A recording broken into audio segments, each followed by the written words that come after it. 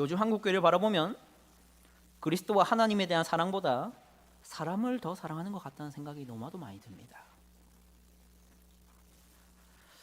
어느 날 율법에 능통했던 서기관 중 한 사람이 예수님께 찾아와서 물어보고 싶었던 것이 있었던 것 같습니다.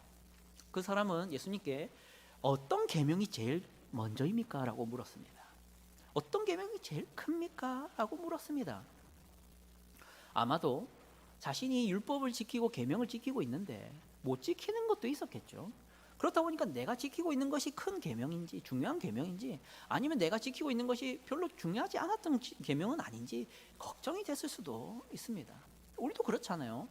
내가 지키고 있는 게 있지만 못 지키고 있는 것도 있습니다. 과연 이게 얼마나 심각한 죄인지 아니면 별로 심각하지 않았던 죄인지 궁금합니다. 그랑 똑같은 심리로 예수님께 물었을 수도 있지 않았을까 생각은 되는데요.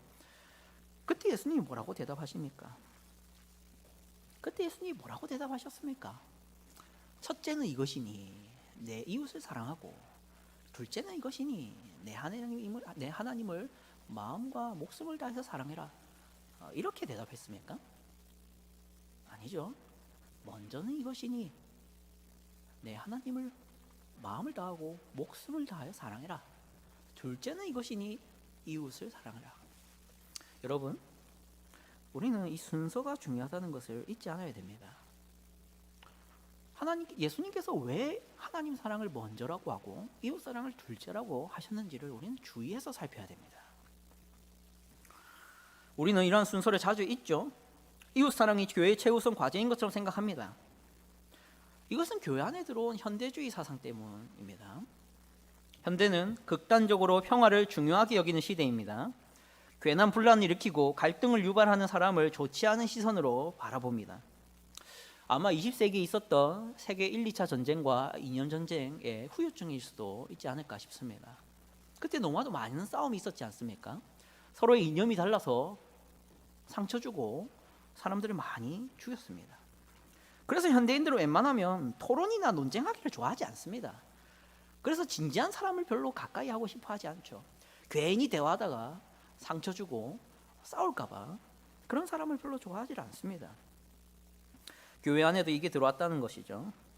누군가 교회에 나와서 하나님을 믿는다 말하고 예수님을 믿는다라고만 말하면 그걸로 땡입니다.